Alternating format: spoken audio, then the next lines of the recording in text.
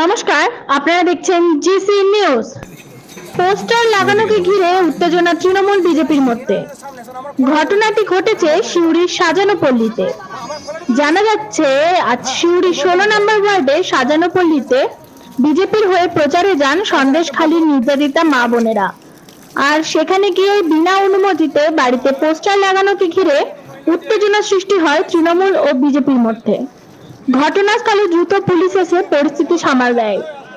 যদিও বিজেপি জেলা সভাপতি জানিয়েছেন, ওই ওয়ার্ডে আমাদের সন্দেশখালী থেকে আসা নির্যাতিত মা বোনেরা ভোটের প্রচারে গিয়েছিলেন, কিন্তু সেখানে কিছু তৃণমূলের দুষ্কৃতী মা বোনেদের গায়ে হাত দেন এবং সেখান থেকে তাদেরকে বের করে দেন। এই ঘটনার দায় পুরোপুরি তৃণমূলের বলে জানান বিজেপি জেলা সভাপতি।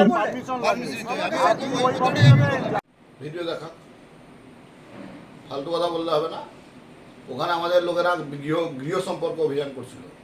সেই গৃহ সম্পর্ক অভিযান করতে গিয়ে তৃণমূল আমাদের লোকেদেরকে হ্যারাসমেন্ট করেছে, গায়ে হাত তুলেছে, জোর জবরদস্তি এলাকা থেকে বার করে দিয়েছে।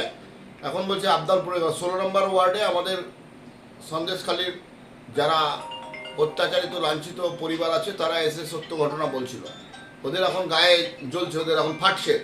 স্বাভাবিকভাবে এরকমভাবে করে চাইছে যে নির্বাচন বৈতরণী পার হতে। গায়ের জোরে এরকমভাবে পুলিশকে কাজে লাগিয়ে যদি যারা ভাবছে এরকম কাজ করব, তারা কোনোদিন পারবে না। মানুষ সব জানে, মানুষ সব দেখছে। এই ধরনেরই আরো আপডেট পেতে সঙ্গে থাকুন জিসি নিউজের।